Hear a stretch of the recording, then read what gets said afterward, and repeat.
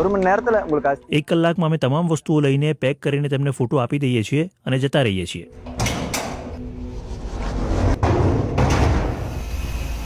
જ્યારે વરસાદની સિઝન હોય ત્યારે સ્મશાનમાં મૃતદેહોના અંતિમ સંસ્કાર કરવા અઘરું રહે છે અને જે લોકો પહાડો પર રહે છે તેમને પણ નીચે ઉતરીને આવવું અને મૃતદેહને અગ્નિદાહ આપવો ક્યારેક મુશ્કેલ કામ બની જાય છે.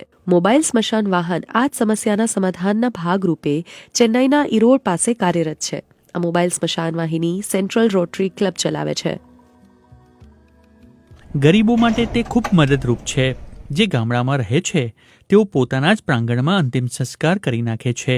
જેઓ વર્ષોથી અહીં જ રહ્યા છે તેમને તે જગ્યા છોડવી નથી. મોબાઈલ શબવાહિની આવા લોકોની ઈચ્છાઓ પૂર્ણ કરે છે. તેઓ જે જગ્યા પર રહ્યા અમે તે જ જગ્યાઓ પર તેમને અંતિમ દાહ આપીએ છીએ. તેમના જ ગામડાઓ પાસે તેમને સ્મશાન જવાની પણ જરૂર નથી. આશા છે કે આમ કરવાથી તેમના આત્માને શાંતિ મળે. આ વાહન નેચરલ ગેસ જનરેટર, વીજળી, લાઉડ સ્પીકરથી સુસજ્જ હોય છે. મૃતદેહને નજીકની કોઈ ખાલી જગ્યા અથવા તો જે તે ગામની પાસેના સ્મશાન ગૃહમાં લઈ જઈને દાહ સંસ્કાર અપાય છે.